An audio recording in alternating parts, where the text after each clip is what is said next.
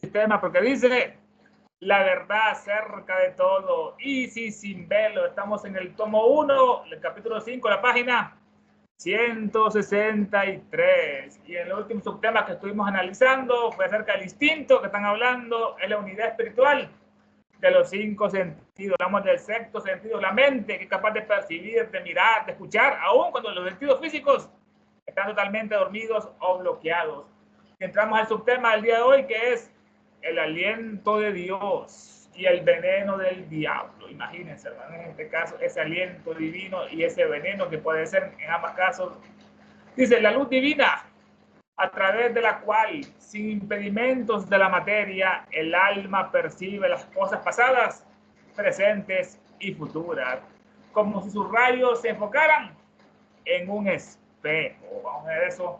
Esa luz divina, que es la luz espiritual, todo es luz, todo es vida, el sol nos da todo eso, fotosíntesis, oxígeno. La luz divina espiritual, la luz de Atma, de nuestro propio espíritu, la luz divina a través de la cual, sin impedimentos de la materia, que sería ese gran obstáculo de espacio y tiempo, el alma o la mente percibe las cosas pasadas, clarividencia, las cosas presentes y futuras. Esta gran trinidad, que así termina la doctrina secreta, ese gran misterio del pasado, presente o futuro, o presente que acabas de pasar, que siempre estás muriendo y renaciendo, dice poéticamente Elena. Esa trinidad en el mundo del tiempo, pasado, presente y futuro, y los tres son uno solo. Dice, bueno, el alma percibe las cosas pasadas, presentes y futuras como si sus rayos se enfocaran en un espejo. Esos rayos de Atma, del sol espiritual, de la luz divina, se enfocaran. Los rayos de Atma se enfocan sobre el alma, que es la mente, ¿no? Y la ilumina, y da conocimiento pasado, presente y futuro, como si sus rayos se enfocaran en un espejo. Este espejo es el alma de la mente, donde se mira en lo pasado, presente y futuro. En otras partes de esta obra, ella menciona que los orientales, los japoneses, en ciertos días del año, salían con un espejo en la noche y alumbraban ciertas estrellas y podían ver espíritus en ese espejo mágico, así tratado. Dice, bueno, como si los rayos se enfocaran en un espejo. El rayo mortífero proyectado en un instante de furia feroz, o en el clímax de un odio que lleva mucho tiempo enconándose, la bendición emanada de un corazón agradecido o benevolente, y la maldición lanzada contra un objeto, ofensor o víctima. Todo tiene que pasar a través de ese agente universal que estamos estudiando, esa casa, que bajo un impulso es el aliento de Dios, y bajo el otro, el veneno del diablo. Ahora, esta palabra, este rayo mortífero, bueno, en la traducción allá del PDF, la vamos a ver, aquí hicieron unas cosas diferentes, dice, en vez de eso, la mortífera flecha, nada que ver, no con un rayo, él dice la flecha, bueno, el original es el rayo. El rayo, él nos dice que se decía que un gran adepto, que era el mago Rogelio Bacon, que lo estudiamos en otra parte, en otro capítulo, que lo invitaron allá en Inglaterra en 1600, y él solamente chasqueaba las manos y de repente salían unos fantasmas bailando. De repente chasqueaba las manos y salió una música que nadie sabía de dónde salía, y hasta perfumes salían hermosos. Por eso decía que el mago Rogelio Bacon tenía en su mano un trueno escondido y que lo utilizaba cuando estaba en peligro, un trueno real, no estamos hablando de metáfora.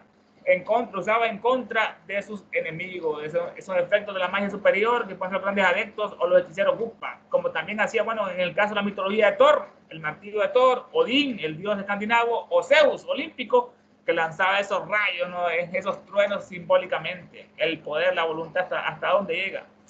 El rayo mortífero proyectado en un instante de una furia feroz, o en el clímax, en el punto más alto de un odio que lleva mucho tiempo enconándose, que está encarnizado ese odio violento, acalorado.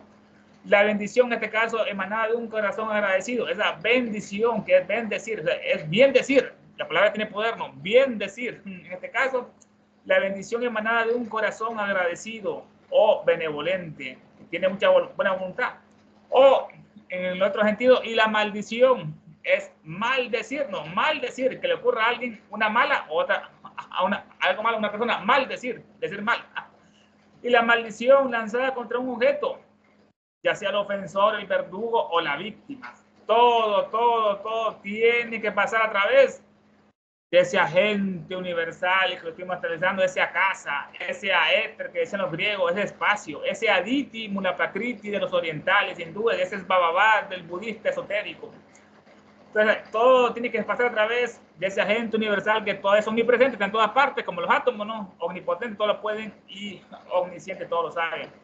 Todo tiene que pasar bajo ese agente universal, que bajo un impulso, según la ley, ¿no? Es el aliento de Dios, da vida, no da movimiento, es la actividad divina, ese aliento es una modalidad de la casa, el aliento de Dios o el aliento del diablo, ese hálito, ese sonido, esa palabra poderosa que mueve las fuerzas en el espacio, que bajo un impulso es el aliento de Dios y bajo el otro es el veneno del diablo, ese veneno, el gran supremo maestro. Dice acá el PDF lo siguiente en la traducción: la divina luz que a despecho de la materia enfoca sus rayos de modo que el alma ve como en un espejo lo pasado, lo presente, lo futuro, la mortífera flecha disparada por la cólera o el odio reconcentrados, la bendición salida de benévolos y agradecidos corazones, la maldición lanzada contra quien quiera que sea, víctima o verdugo. Todo tiene su vibración en el agente universal, la casa, que en determinada modalidad es el aliento de Dios y bajo la puesta es la ponzoña del diablo. La hermana comentó algo muy interesante, la voz del silencio, esa voz interior, ese sutra, esa parte que dice: la mente es la gran asesina de la realidad. Qué palabra más profunda. Es la gran asesina de la realidad. Mata a discípulo al destructor, manda después. Que bellas palabras. Hermanos, comentarios, puntos de vista sobre este subtema. ¿Qué les parece sobre ese aliento de Dios y el veneno del diablo? Esa casa, no sé, están los micrófonos. Bienvenidos, preguntas, opiniones, hermanos.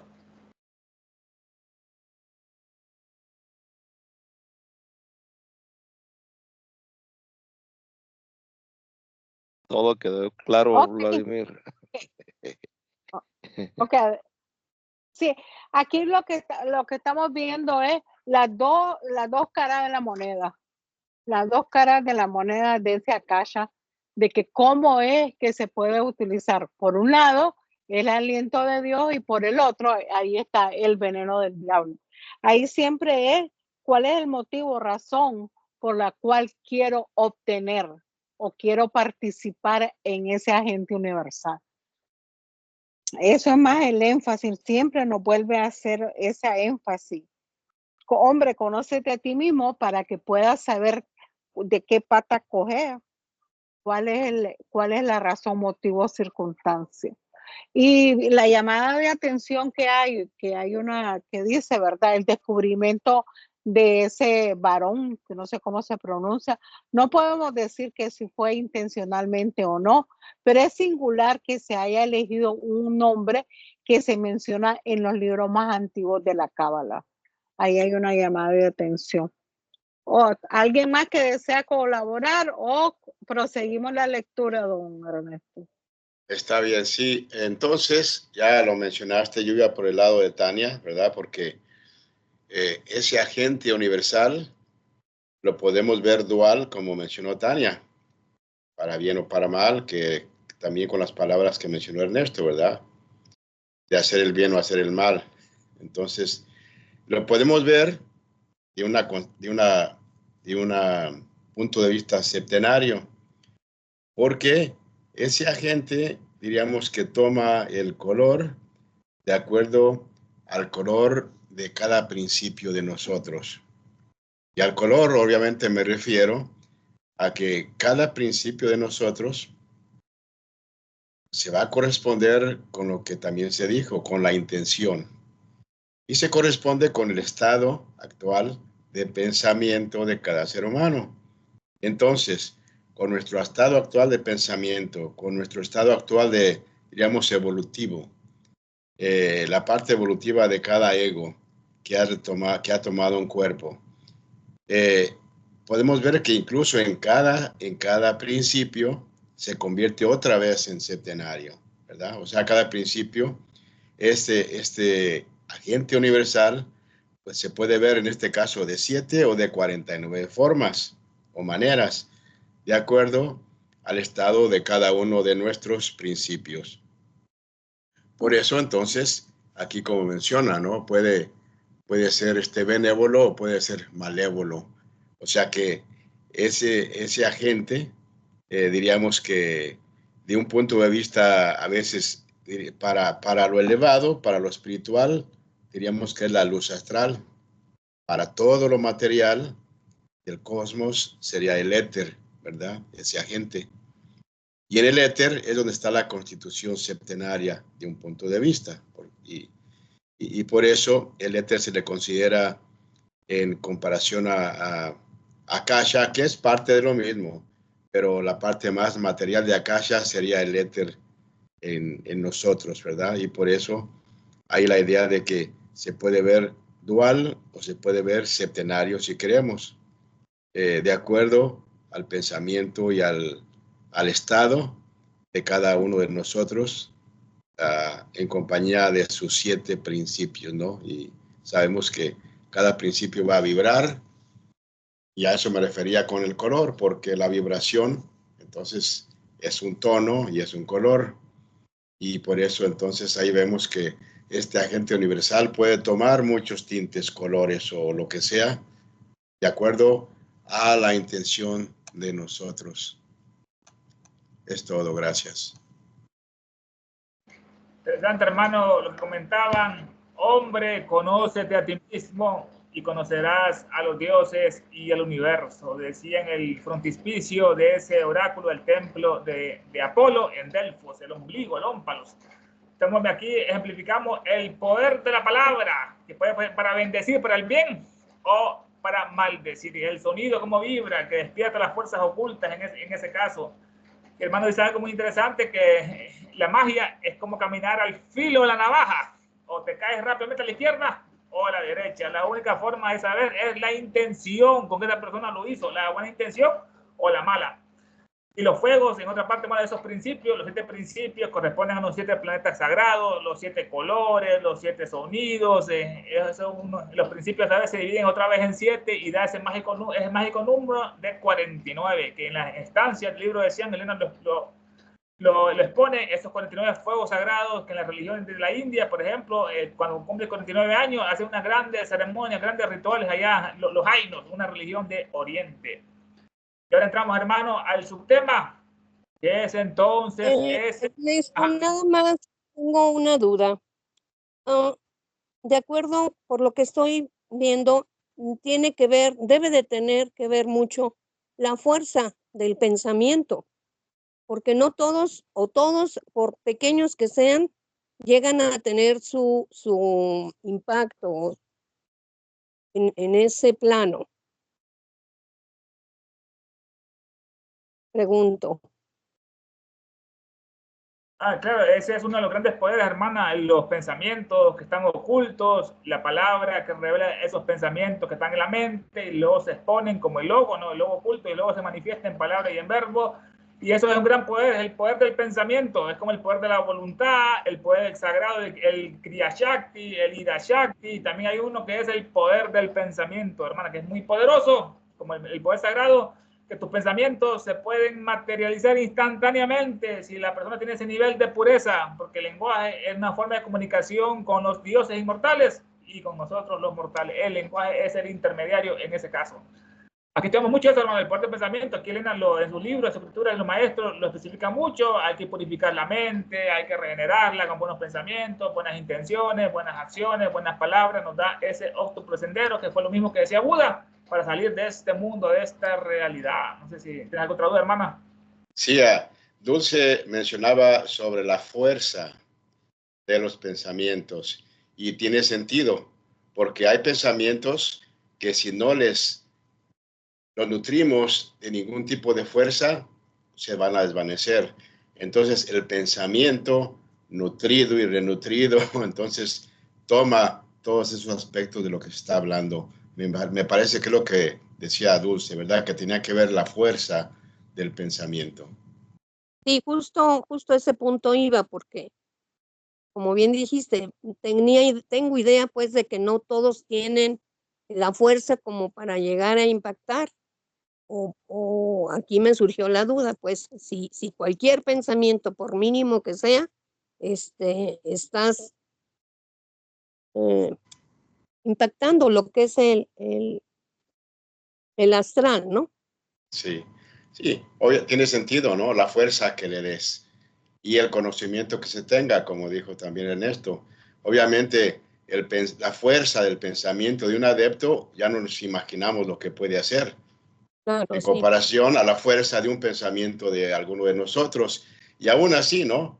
Con lo que dices, Dulce, obviamente para mí, no hay pensamientos que, como te digo, porque todos estamos recibiendo, bueno, hay una parte donde se dice que en realidad no somos pensadores legítimos. Estamos atrayendo estas líneas o líneas de pensamiento que están en el astral, que nosotros los captamos sin darnos cuenta. De repente pensamos algo, pensamos esto, pensamos lo otro, porque estamos siendo influenciados, basado también en nuestra forma de ser. Entonces, obviamente, si a un pensamiento no lo nutres, no le das fuerza, se puede desvanecer y queda allá. Entonces, sí, tiene mucho que ver la fuerza del pensamiento. Gracias. En una de las clases, creo que fue hace dos clases, miramos la fuerza del señor Dupotel, que él escribía unas líneas y lo magnetizaba basado en su poder que tenía. Entonces ahí vemos la gente que conoce la naturaleza, que ha estudiado la naturaleza, cómo es que puede tener más voluntad que otro. Y esto por eso es que Madame Blavatsky nos da ejemplo de los fakires, o mejor, no de los fakires, de un fakir nos explica cómo es. En una de las cartas de los Mahatmas, creo que es la 98 o la 99, que dice, no me lo aprendí de memoria, pero voy a explicar un poquito una de las cartas, que habla que el señor Hume, porque uno era el señor Sinetti y el otro el señor Hume, que mantenía correspondencia por medio de Madame Blavatsky, dice de que él fue mal influenciado por un fakir que vivía cerca de la casa de él.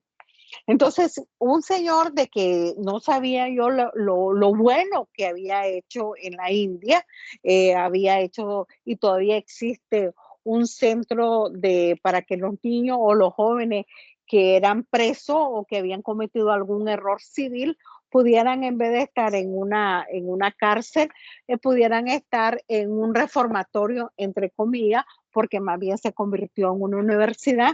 Ese es uno de los pequeños ejemplos de que lo bueno que era este señor, pero tal parece que fue mal influenciado por ese fakir. Entonces, lo que nosotros tenemos que tener muy presente, como Madame Blavatsky siempre nos dice en sus escritos, que no tenemos que ser pasivos, no tenemos que ser una mente pasiva, porque si nosotros somos una mente pasiva, somos más sutiles a ser influenciados. Solamente. Adelante, ¿alguien más o proseguimos la lectura, don Ernesto? Pero si alguien quiere un comentario más, adelante. Eso, hermana, lo estuve analizando en sesiones anteriores acerca de esos maravillosos poderes que tenía Dupotet o Regazzoni, que hacían esas cosas con las líneas magnéticas, daban ese poder y la gente no podía pasar de esa línea. Hasta ahí llegarás, como le dijo al océano, que la voluntad, lo estudiamos bastante, nos dice ella que es el primero de todos los poderes, es el primero la voluntad. Todo en sí es voluntad que va descendiendo por los 7 planos, desde el átmico, búdico, lo que va después al manásico, cámico, pránico, hasta al físico, que es esa voluntad, que es esa emanación. Y esa carta de los maestros, hermana, muy interesante. Ahí uno conoce el verdadero pensamiento de estos grandes seres, mencionando esa correspondencia que había entre Sinead y Hume, de que ellos fueron escogidos porque él dirigía un periódico que era muy leído allá en la India, el pionero.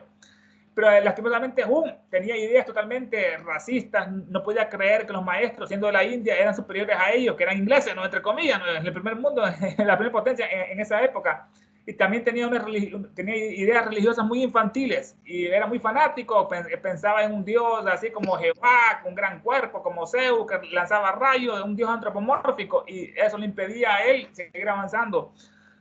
Con cine duraron más las conversaciones con los maestros y comentaste el caso de los faquires, que son buena influencia, como en el caso de Kabinansamilla Colió, y en el caso negativo, también hay faquires que, por ejemplo, en la vida de Annie Besant, este fakir es una mala influencia y ella le creía totalmente todo porque tenía una mente infantil europea y así le daban el cerebro a Annie Besant, que después decía muchas incoherencias en ese caso.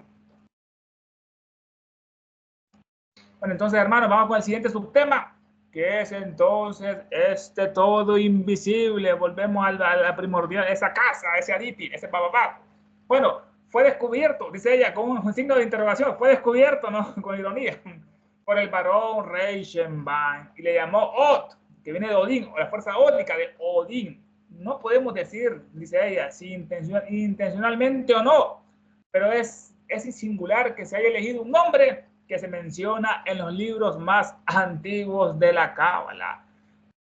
Con esta palabra, bueno, fue descubierto esta gente por este barón Reichenbach. Él nació en 1788.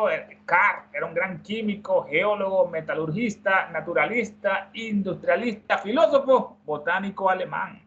Estableció la primera empresa moderna de forja en Alemania, la primera, imagínense. Descubrió varias sustancias químicas como la parafina y la creosota. Era un científico.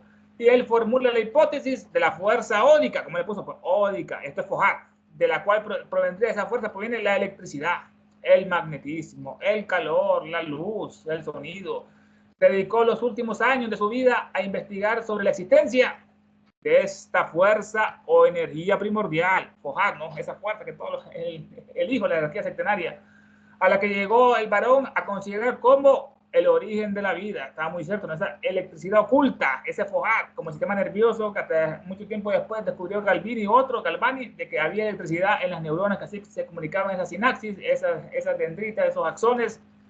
Esa es la electricidad vital, llevarle a considerar como el origen de la vida. La electricidad vital es el fojar. Y hemos analizado otra vez en los 90, cuando hicieron la primera clonación de aquella oveja Dolly, ¿se acuerdan? Dolly, los científicos extrajeron células de otra oveja, hicieron miles de cosas y no funcionaba, hasta que a uno se le ocurrió a esa célula madre pasarle electricidad, y así se activó la clonación. Imagínense todo lo que pasó después con Dolly. Bueno, este fue el varón Reichenbach. Fue descubierto esta fuerza por el varón, y le llamó Ode. Esto es en honor a Odín, el dios nórdico, padre de todo, de la mitología escandinava, la fuerza ódica, Odín. Dice también en lo que es el glosario, esta fuerza Od quiere decir paso o tránsito, está transitando algo, es el paso de aquella fuerza, entre fojar, ¿no? Es el paso de aquella fuerza que es desarrollada por varias fuerzas menores, que la constituyen, como el color blanco, ¿no? Que tienen las 7 colores, o por agentes tales como, que le hacen esa fuerza, como los imanes, la acción química o vital, el prana, la luz y el calor. El varón Reichenbach y sus discípulos la consideraban como una fuerza entitativa independiente, una fuerza viva independiente. Nos dice ella, como lo es sin duda, así es, una fuerza viva independiente, que existe en la naturaleza, el macrocosmos, y se halla almacenada en el hombre, el microcosmos.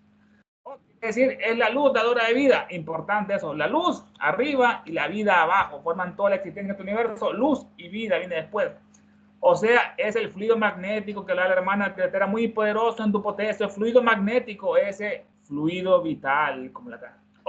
Es también una palabra tibetana que significa luz, brillo, esplendor, y así mismo significa cielo, en un sentido oculto. Es la fuerza ódica de Odín. Fue descubierta por el barón de Reichenbach y llamada Od. No podemos decir si intencionalmente o no, pero es singular que se haya elegido un nombre que se menciona en los libros más antiguos de la Cábala. La Biblia para los judíos es como la primaria, la Torah, el Talmud es como la secundaria, y la universidad es la Cábala, es el Sefer Yetzirah, el libro de la creación, el Zohar, el libro del esplendor, estudia en la Cábala. La Cábala no es judía, es la sabiduría oculta de los rabinos judíos, oculta de la Edad Media, que deben conocer. sabiduría derivada de doctrinas secretas, que es la madre de todo, la doctrina secreta en todas partes se ramificó con distintos frutos de todo el país, la nación. La sabiduría derivada de doctrinas secretas más antiguas que los judíos concernientes a la cosmogonía, la cosmogénesis, cómo se formó el cosmos, y a las cosas divinas, la teosofía, ¿no? Que se combinaron estas dos, cosmogonía y cosas divinas, para constituir una teología después de la época del cautiverio de los judíos en Babilonia, en Irak. De ahí lo tomaron ellos de Caldea, de los Ur de Caldeo. Todas las obras que pertenecen a las categorías esotéricas, todas las obras ocultas, son denominadas cabalísticas. No es como hacen creer los judíos, los medios de comunicación, que Madonna empezó a estudiar la cábala, no, esos son puros engaños. La cábala era universal, como el Devanagari, como el Censar. Había una sola doctrina, en todo, había un solo lenguaje en esa época en el mundo y una sola verdad. Todos los templos, Draconteo, etc. Los atlantes tenían la cábala, también los otros, los lemures lo tenían también, las razas distintas, los aztecas, mayas tenían su versión de la cábala. El Popol Vuh ha sobrevivido en los mayas, ahí se manifestaba esas grandes verdades. Pero dice, bueno, ¿qué es entonces este todo invisible? Nuestros lectores seguramente se preguntarán, ¿qué es entonces este todo invisible, esta casa, ¿no? Ese Aditi, ese Munapakriti, ese espacio, ese Bababat, ese Aéter de los griegos? ¿Cómo es posible que nuestros métodos científicos, por perfeccionados que sean, no hayan descubierto nunca ninguna de las propiedades mágicas contenidas en esa casa? Es la pregunta que lanza la ciencia, que la va a contestar. ¿Cómo es posible que nuestros métodos científicos, por perfeccionados que sean, no hayan descubierto nunca ninguna de las propiedades mágicas contenidas en la casa, una Patricia, Aditi, Babaca, este espacio? Nos dice la traducción del PDF lo siguiente. En este caso, el lector tal vez pregunte, bueno, nos quedamos en la posición del diablo, aquí está diferente la traducción, tiene una nota de pie de página, en el libro original no está así. El barón de Reichenbach presumió haber descubierto este universal agente al que dio el nombre de Od, y aunque no sabemos si fue un plagio, lo cierto es que el mismo nombre le dan los más antiguos libros cabalístico, esa fuerza misteriosa de ese Od. El lector tal vez pregunte, ¿qué es ese invisible todo? ¿Por qué los científicos, a pesar del perfeccionamiento de sus métodos, no han descubierto ninguna de sus propiedades mágicas? La pregunta que Elena lanza, hermanos, pregunta, comentarios sobre este subtema. ¿A ti te pareció que es entonces de todo invisible? Están los micrófonos.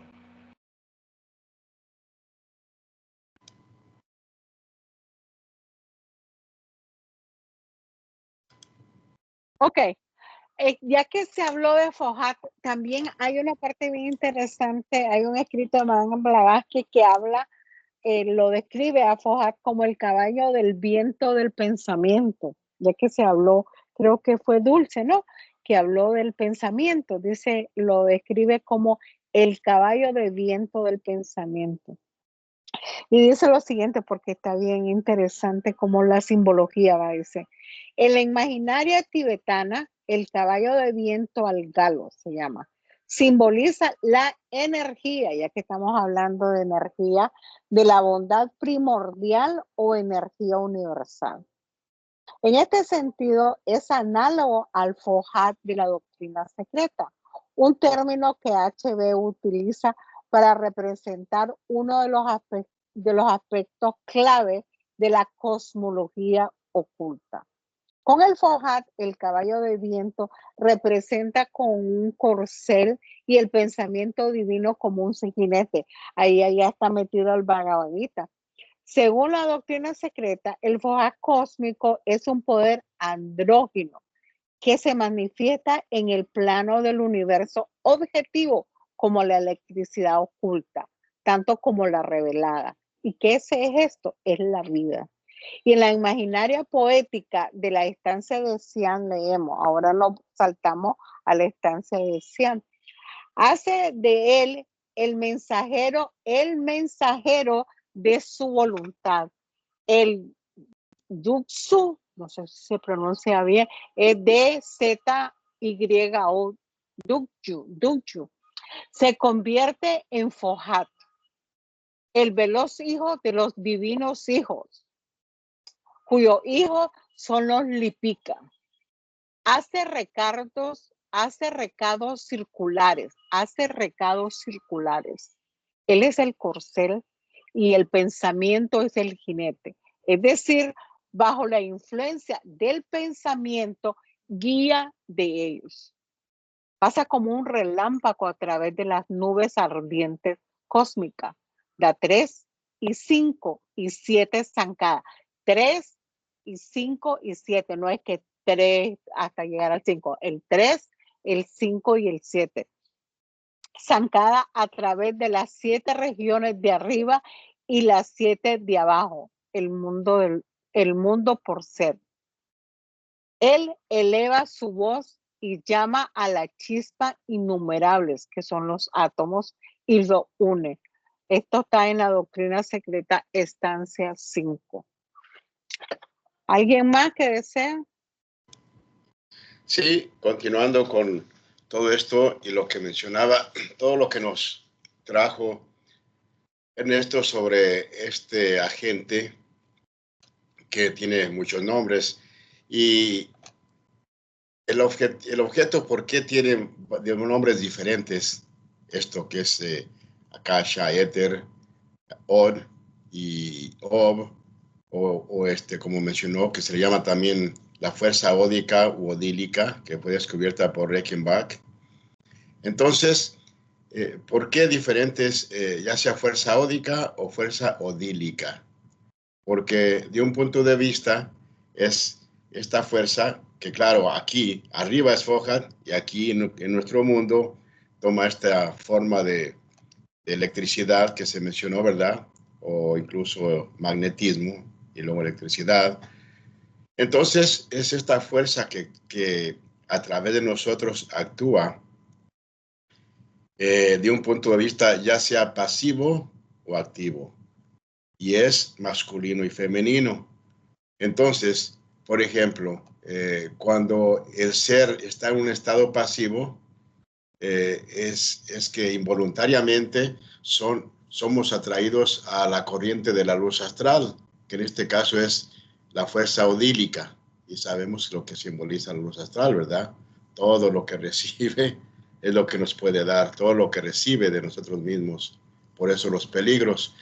Y se convierte en ódica, tan pronto como es vivificado por el flujo consciente de un ser inmortal, en este caso nosotros también, pero si ya estamos conscientes de lo que estamos pensando y estamos haciendo, entonces es cuando se le llama la fuerza ódica, en este caso, fue ódica u odílica, cuando no estamos muy conscientes de ello.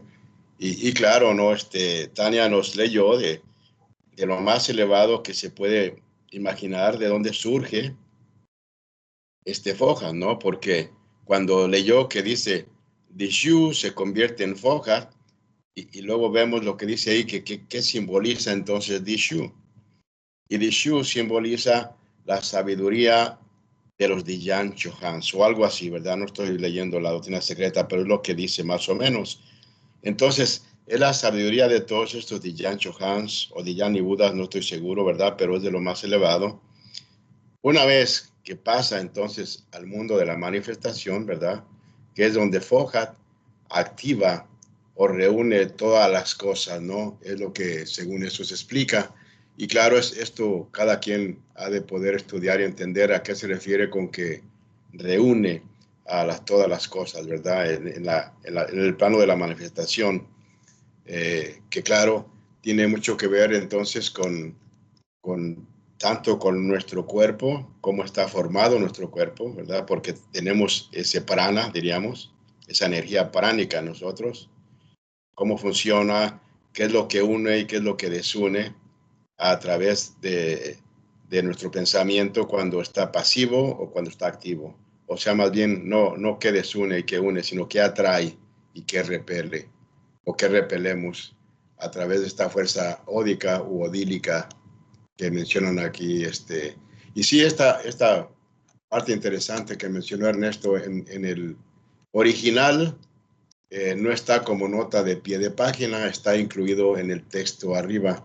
Y aquí lo cortaron y se lo pusieron como nota de pie de página, cosa que también se hizo mucho en la doctrina secreta que se revisó después de la original, ¿verdad? Entonces, por eso sabemos que la Logia Unida de Teósofos surgió para retomar todas las cosas originales y no como las revisaron o reescribieron los demás, pero al final de cuentas, en los años 1900, no estoy seguro, 70s, 80s, la misma Sociedad Teosófica retomó la doctrina secreta original de Blavatsky.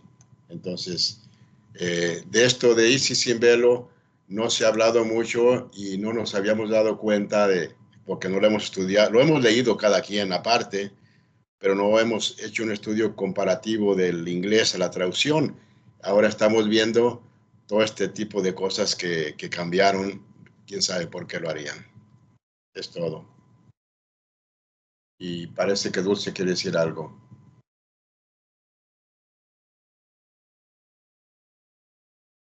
Sí, sobre lo que leyó Tania de Fohat, me llamó mucho la atención que dijo que se mueve en círculo. Esto es porque obviamente la energía, pregunto yo, esto es porque la energía que generas va a regresar al punto de donde partió. ¿Será por eso? Porque también de alguna manera desde que se empezó a leer estoy estoy correlacionando mucho directamente con el karma, porque es como el karma puro, el karma instantáneo, ¿no? Eso de lo que empezamos a hablar. Sí, yo creo que se mueve en forma circular porque otro aspecto puede ser el Kundalini, ¿verdad? Ese fuego que se mueve en forma circular. Ok. Sí, o sea, como entiendo la energía que va subiendo en espiral, ¿no? Sí, que puede dar vida o matar según leemos. Sí, Sí, por eso dije sube o baja cualquiera sí, de las. exacto, sí. Gracias. Bueno, y lo del karma es realmente, estoy correlacionándolos correctamente.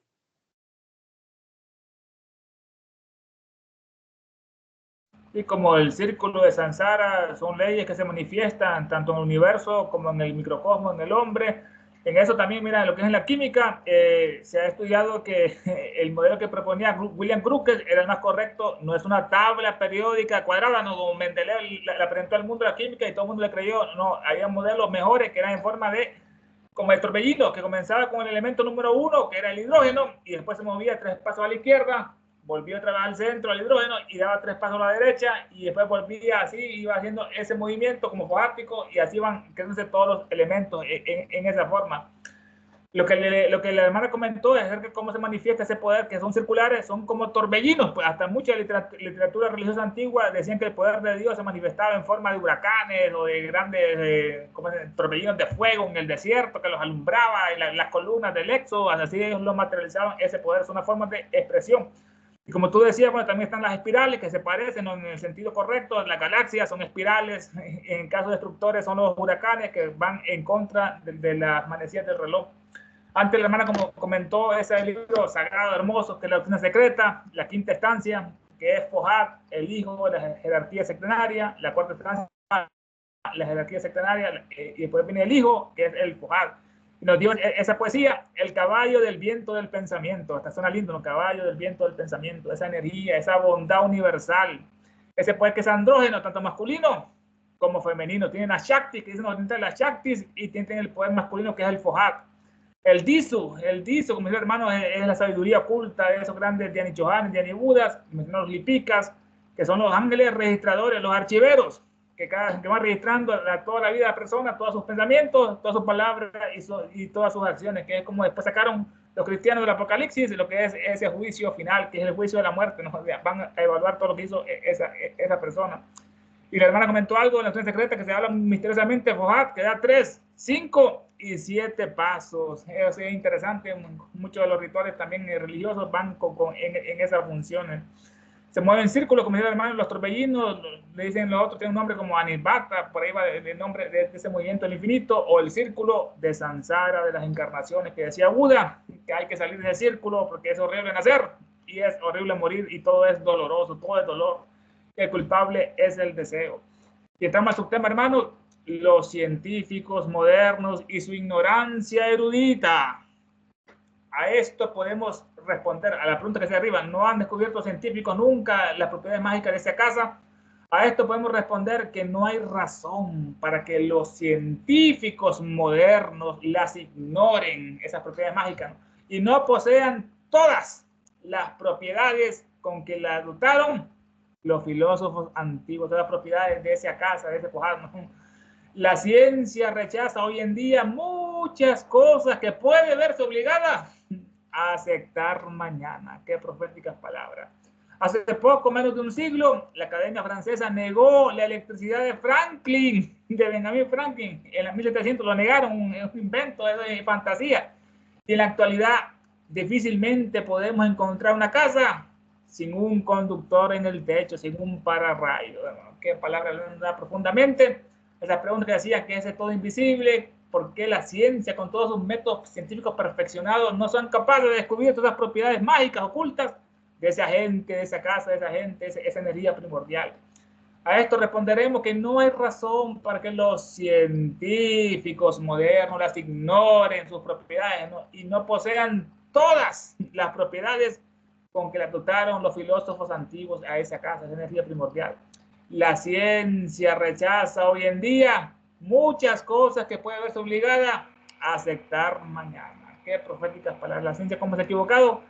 Ya Tesla en 1900, comenzando el siglo, hablaba de transmitir imágenes de un dispositivo a otro. Las imágenes, bueno, después vino el Wi-Fi, hermano, como el mundo vino el Internet, vino esta revolución cibernética, que el mundo ahora se convirtió en una pequeña ciudad, la globalización, podemos tener contacto instantáneo con personas de otro mundo, como lo hacemos ahorita, ¿no? Es algo impensado en 1800, no 1900, a inicios del siglo, pero es una gran realidad.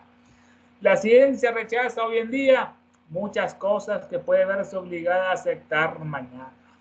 Hace poco menos de un siglo, la Academia Francesa negó la electricidad de Franklin, ese gran poder, no la electricidad. Es una forma de energía que se manifiesta con el movimiento de los electrones. Electricidad, electrones, tiene relación en la raíz, no electrones.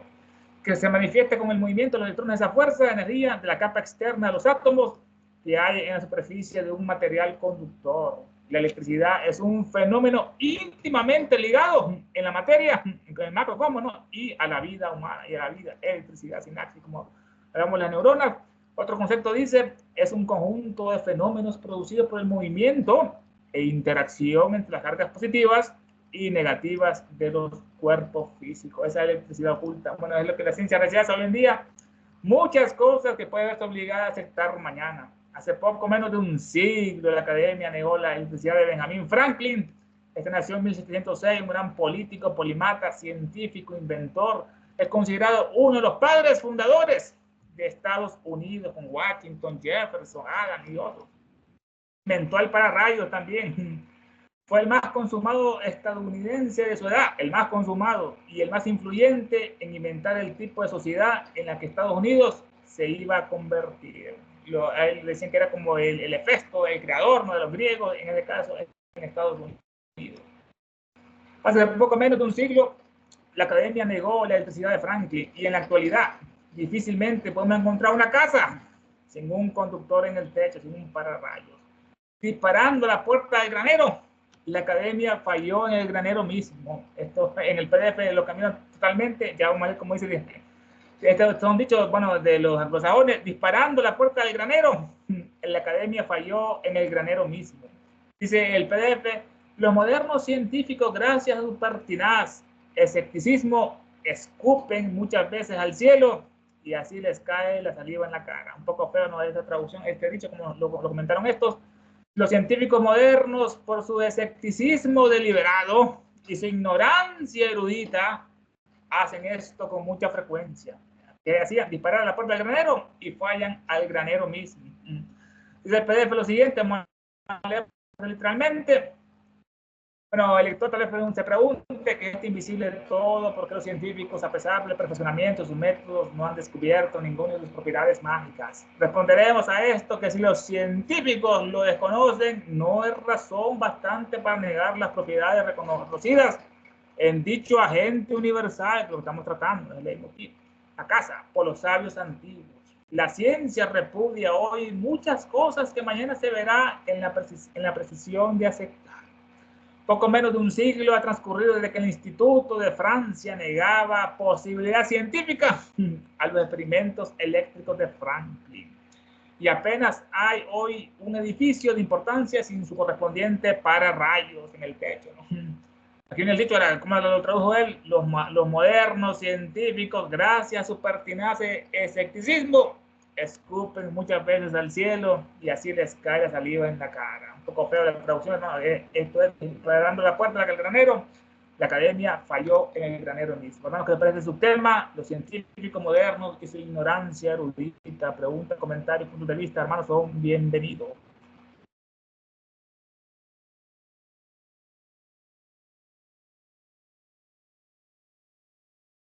Si no hay comentarios, leemos un poquito más, Ernesto, para poder avanzar. Ok. Y entramos al subtema, hermano, bastante interesante. Dejamos la ciencia fría, racionalista y vamos a entrar al misticismo.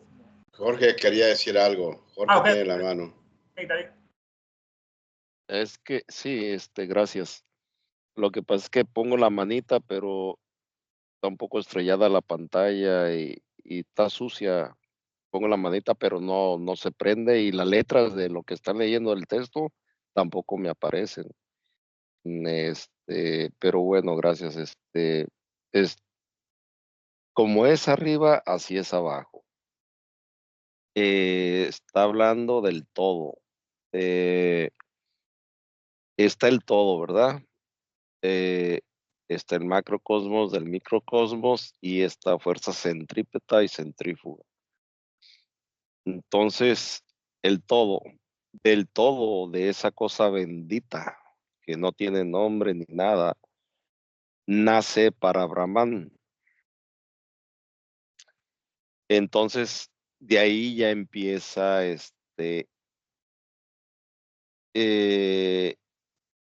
no sé si el primer logos o el segundo, ya se le considera el logos, creo.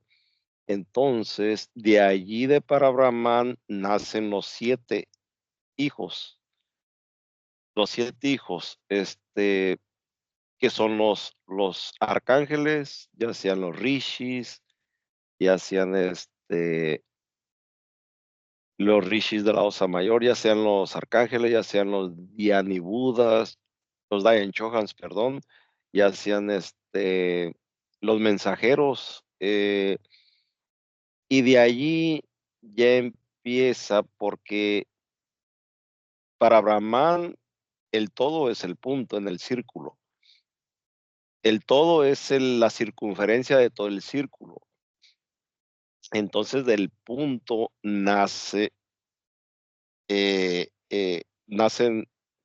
esa cosa, esa línea que ya se bifurca porque están los mensajeros que dan vida al ser humano, los 7 hijos. Entonces de allí ya cae el rayo ya se hace vertical hacia el plano físico.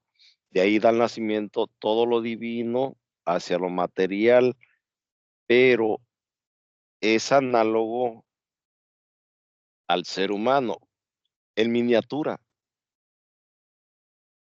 Como es arriba, así es abajo. Lo de abajo, nosotros como ser humano aquí abajo, desde arriba de la parte de la cabeza es lo divino, pero como todo en el universo, desde ese punto se mueve, de ahí nacen en círculos concéntricos, esas fuerzas espirituales salen de ese punto y van descendiendo, se mueven alrededor de la circunferencia, pero van descendiendo también al plano físico. son esas divinidades que ya somos nosotros mismos, ya están dentro de nosotros. Entonces, si yo entro en meditación y me conozco a mí mismo, como dice el oráculo de Delfos, hombre, conócete a ti mismo. Entonces, si empiezo a indagar ese todo que está dentro de mí aquí, que es sagrado, no tiene nombre ni etiqueta, empieza a descender esa fuerza, pero también asciende como espiral, porque todo en el universo es espiral, desde esos seres divinos que descienden en espiral, lo mismo es dentro del ser humano, esas energías se mueven en espiral. Para que pueda yo comprender todo esto, necesito la inteligencia, la comprensión y la conciencia espiritual que son estos rishis, estos prajapatis, son los hijos de Brahma, creo, de Brahma sí, los prajapatis. Necesito esa inteligencia, esos Dayan Chohans, Ditsu, Dishian, Ditsu, están todos dentro de aquí, de este cuerpo, de todos nosotros como seres humanos. Nosotros ya con conciencia espiritual lo sabemos, pero la humanidad, el masa, la gran huérfana, dice Blavatsky, la gran huérfana, nosotros ya tenemos conciencia espiritual y comprensión de lo que hay dentro de nosotros como estudiantes. Entonces, como es arriba, así es abajo. También todo es concéntrico y en espiral. Gracias, es todo. Hasta ahorita prendió la mano. Para Brahma, hermano, es el absoluto, son los orientales, él no nace. Es el Brahma el que nace, para Brahma no, es como la seidad, no tiene atributos, es el absoluto y no tiene propiedades. Para Brahma la que nace, pues vienen los Prayapati, como dicen los hijos, que son los señores del ser, y así se va manifestando todo, como arriba es abajo, es un axioma hermético, como adentro es afuera, como el mundo celular, pues así es el mundo del planeta, como las células, y como fue, así es y así será. Y ningún mortal puede levantar mi velo, dice, en el templo de la diosa de la Isis saítica que tanto Elena nos comenta. Y entramos a esta parte, hermano, de los fragmentos de la cosmogonía egipcia, consideramos al oriente el misticismo, nos alejamos de las academias, dice la cosmogonía egipcia, que es el Brahma, el principio supremo y primero produjo un huevo. Al empollarlo e impregnando su sustancia con su propia esencia vivificante, se desarrolló el germen en el huevo que contenía Apá, ya es Brahma, no está el Dios creador ya, Brahma. El principio activo y creador procedió de él y comenzó su obra. De la ilimitada expansión de la materia cósmica, cuando el huevo se abrió, no salió la materia cósmica, esta ilimitada expansión de la materia cósmica que se había formado a sí misma, como el Bababal, como el espacio, bajo su aliento voluntad de Brahma, se formó esta materia cósmica, esta materia física, esta luz astral, segundo principio, este aéter, dice éter en la traducción, no es aéter, importante diferencia, esta niebla de fuego, este principio de vida, prana, este principio no importa cómo podamos llamarla, este principio creador, o como lo llama nuestra filosofía moderna materialista, ley de evolución.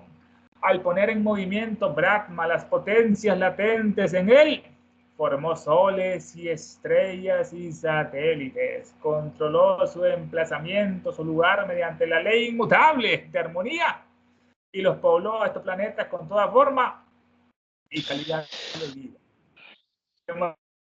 Estas pequeñas palabras, vamos a desentrañarle en esta parte. Dice nos dice el glosario, es el uno, el supremo principio planetario, que de un soplo echa de su boca el huevo del mundo. Por lo tanto, lo mismo que Brahma nos dice en el glosario. De Brahman, el principio supremo, el más elevado y primero, produjo un huevo, dice el PDF, engendró, produjo y engendró, bueno, son diferentes palabras, engendró, produjo un huevo. Este huevo, ya lo vamos a ver, es el Hiranyagarbha, que tanto lo explica Elena en la Cosmogénesis, en la secreta, Hiranyagarbha, que quiere decir el radiante, o el huevo de oro, áureo, huevo o matriz, el útero del universo. Esotéricamente, en la luminosa niebla de fuego, que esa luminosa niebla de fuego, que dice la ciencia que así comenzó todo, como la Vía Láctea, como la leche, y esa niebla de fuego.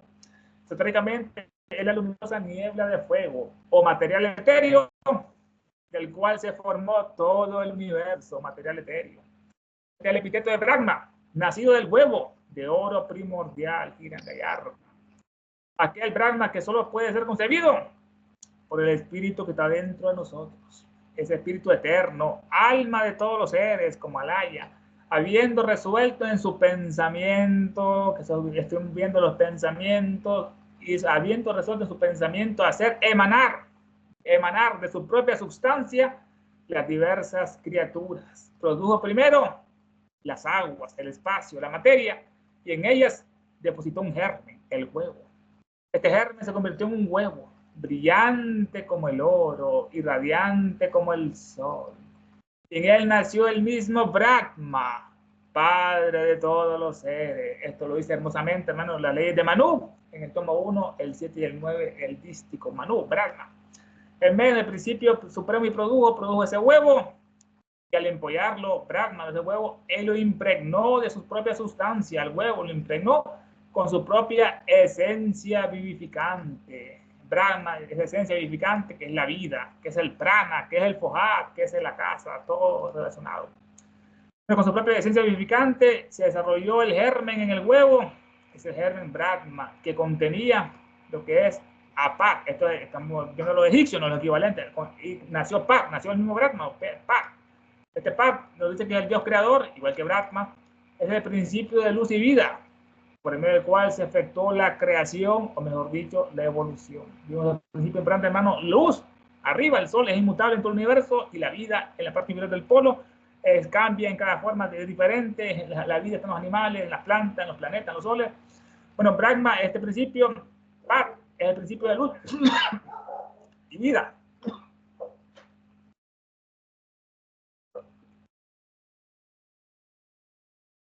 Es el principio de luz y vida, por medio del cual se efectuó la creación, o mejor dicho, la evolución en este caso. Es el Logos y creador egipcio, el Logos, el demiurgo, es el dispensador de vida, que da toda la vida, ¿no?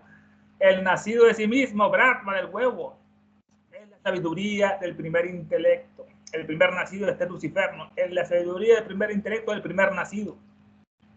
Es el más antiguo. Elena después nos explica cómo después sacrificaron los católicos, los teólogos, a Lucifer porque era superior a Jehová. Por lo tanto, dice, este es Mahat, la mente universal, la sabiduría divina, que desde otro punto de vista también es Baba, el espíritu y materia, la sustancia creada de sí misma. Dice una plegaria en el ritual de los muertos, a él dirigida después de llamar a Pa, padre de los padres y de todos los dioses. El padre es el diablo de todos, engendrador de todos los hombres, producido de su sustancia. Tanto la sustancia material como la materia manásica del cerebro nos da lo que es lo Kumara, Lucifer, portador de luz. Padre, dice la plegaria, Anupadaka, siendo engendrado por tu propia voluntad, sin padre, Lucifer. Tú eres sin madre también, Anupadaka, habiendo nacido por la renovación de tu propia sustancia, de la cual la sustancia procede, de la casa, del espacio, ¿no? Del fuego y de la vida. Fuego, portador de luz, Lucifer. Es el portador del fuego. Es el fuego primitivo en la sección más alta de la palabra. Esto es, incluyendo en él la luz, el calor, el magnetismo y otras. El soplo vital que necesitan todas las criaturas para su existencia y mantenimiento. Es un dios solar, Lucifer, por virtud del cual es el fuego del sol que puede matar, lo mismo que puede dar vida, que puede vivificar. Este es el Pat, el dios creador, el principio activo y creador. Procedió de él y comenzó su obra. Salió del huevo y comenzó su obra. ¿No?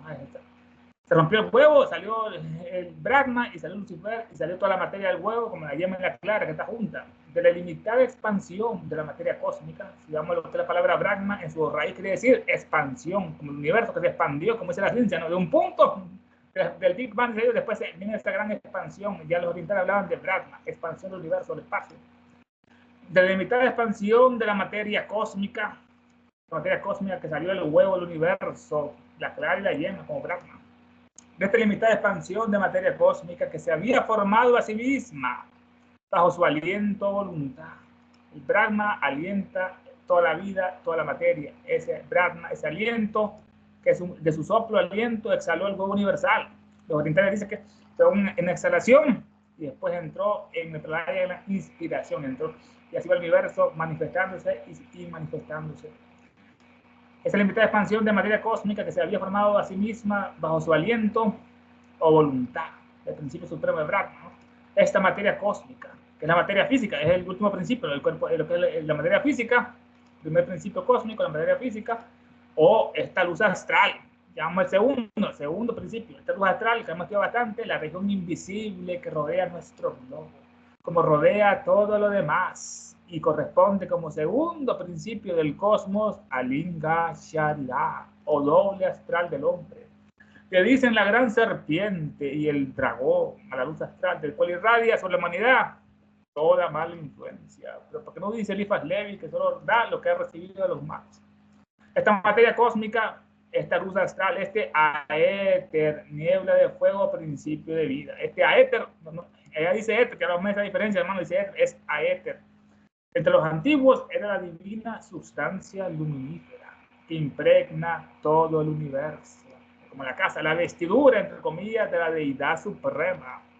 En esoterismo es el tercer principio del sextenario cósmico. Prana, en esoterismo, el éter, es el proteo que cambia gigante a éter, que es el aliento del alma universal. Es el quinto elemento, la síntesis de los otros cuatro. Es de la casa de los hindúes, el aditi de ellos, y Virgen Madre de toda forma y ser existente, como el espacio, ¿no? Que todo lo genera, soles, galaxias, esa Virgen Madre, y de cuyo seno, los espacios, tan pronto como fue incubado el Espíritu Divino, fueron llamados a la existencia la materia, la vida, la fuerza y la acción. En esoterismo, el aéter es la verdadera quinta esencia de toda posible energía, es el agente universal de varios agentes, al cual se deben todas las manifestaciones de la energía de los mundos material, psíquico y espiritual.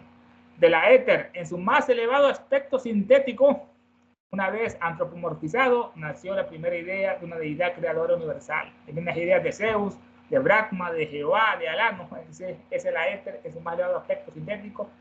Tiene la primera idea de ese Dios con forma humana, que son las ideas infantiles que tienen los cristianos o los musulmanes, en este caso. Este es el aéter. Vemos que nació de esa materia cósmica, la luz astral, el aéter, o esa niebla de fuego. Este es el principio de la formación del cosmos. Nació en esa niebla de fuego que se fue condensando, y después las galaxias vinieron, y también nació este principio de vida, ya que es el cuarto principio del prana. Este prana, este principio del cosmos, no importa cómo le podemos llamar, luz astral, materia cósmica, éter, niebla de fuego, principio de vida, este principio creador, o como lo llama nuestra filosofía moderna, ley de evolución.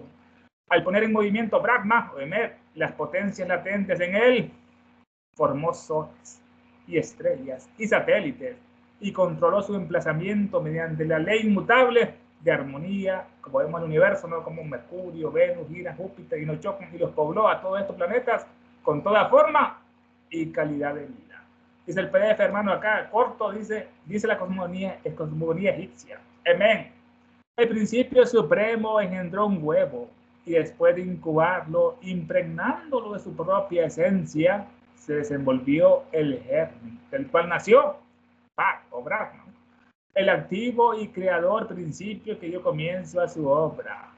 De esta ilimitada expansión de materia cósmica, aquí tiene un llamado al pie de página, el original está continuo.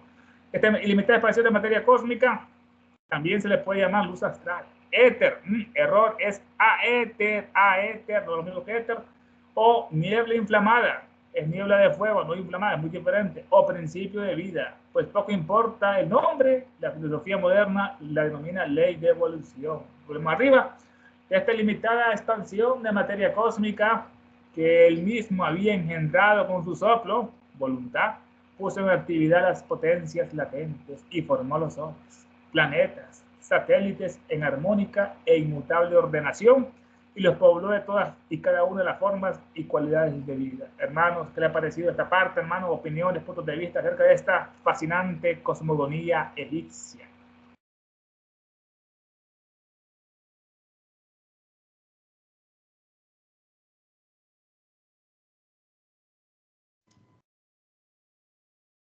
Tania.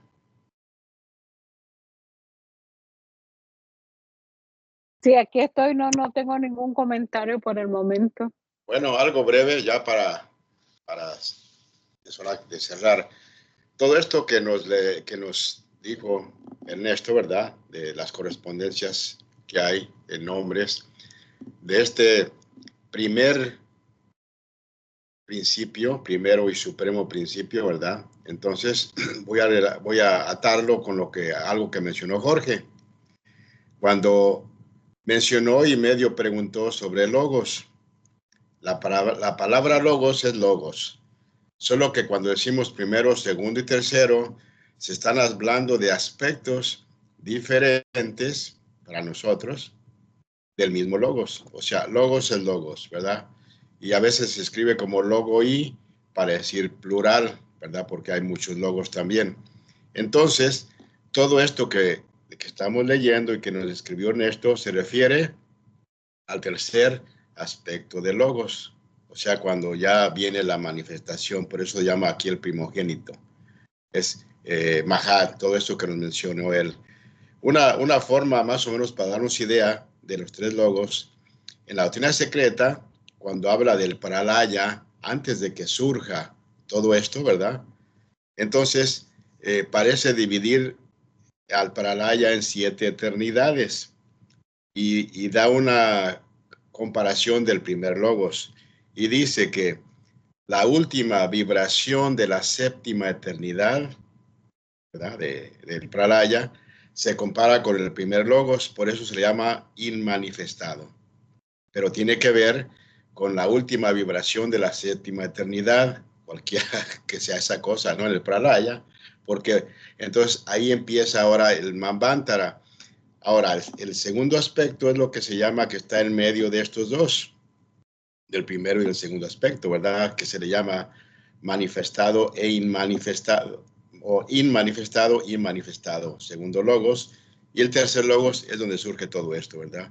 También al segundo logos se le llama Prakriti y Purusha, o Prakriti Purusha, es donde no hay separatividad todavía, ¿verdad? Porque ya se ve la dualidad, diríamos, y se le llama Prakriti Purusha como prototipo al segundo logos, pero ya es el tercer aspecto de donde emite todo eso que estaba en semilla en el segundo logos. Gracias. Es todo. No sé si alguien quiere decir algo más, Tania, o cerramos como gusten. Si alguien más desea aportar algo, si no, cerramos. Rápidamente, hermanos, los logos, como decía el hermano, el primer logo, se le llama el primer logos inmanifestado. No se manifiesta, solo da el plan divino, la ideación cósmica y se retira otra vez a la oscuridad y al silencio. Está muy cerca para Brahman o la seidad. Ya el segundo logo se va manifestando, se va desenvolviendo y como decía el hermano, es el Purusha y el Prakriti, es el espíritu y la materia, que ambos se deben vivir. Dicen en los Puranas que el espíritu nació con cabeza pero sin cuerpo y la materia nació con cuerpo pero sin cabeza. Y para que ellos estuvieran juntos se tenían que asociar y así podían ver y caminar el espíritu y la materia. Y después el tercer logo ya se manifiesta más el tercero, que es como dice la mente universal, que es el Mahat, es esa mente universal, esos logos que ya son los dioses estos que ya hemos antropomorfizado, como mencionamos, Jehová, Alá en este caso. Hermano, muy bella esta parte, hermano, de esta cosmogonía egipcia, tremendo estudio que Elena nos ha regalado, nos brinda esta sabiduría tan profunda, estas bellas poesías que están en todas partes, que le ha parecido, hermano, el estudio de esta bella noche. Les puedo leer un parrafito de la doctrina de la creación primaria. Es llamada la creación de la luz, espíritu, y la secundaria, la de las tinieblas, materia. Ambas se encuentran en el Génesis. La primera es la emanación de los dioses Elohim, nacidos por sí mismos. La segunda de la naturaleza física. Y aquí por qué está escrito en el Zohar. Oh compañeros, el hombre como emanación era a la vez hombre y mujer, tanto del lado del padre como de la madre, y esto es el sentido de las palabras. Y Elohim dijo, hágase la luz, y la luz fue, y este es el hombre doble. Y ya después viene la primera creación Mahatatva, llamada así porque fue la primordial evolución en lo que tenía que convertirse en Mahat, como dijo Vladimir, la mente divina, consciente, inteligente, esotéricamente, el espíritu del alma universal. Y después sigue la segunda, tercera, cuarta, hasta la séptima creación. Gracias, es lo que les quería leer nomás.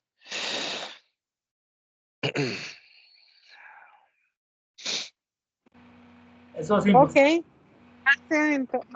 Adelante, Ernesto. Sí, brevemente, no, eso simboliza, hermano, lo que son las razas lemures, que eran antes andrógenos, están en la doctrina secreta expresado bastante hermosamente, como el hombre y la mujer tenían unidos un solo cuerpo, tenían dos cabezas. Hasta Platón lo comenta en un diálogo del banquete, como eran antes, cuando le piden la palabra a Aristófanes en ese caso. Eso, como están leyendo las 7 creaciones, también Elena le dedica varios capítulos en la bella doctrina secreta. ¿Sale? Gracias a todos, nos vemos, que descansen. Gracias por todas las preguntas y participar. Gracias, buenas noches a todos. Buenas noches Gracias, a todos. Tania, Cuídense de los fríos noches. y de la luz.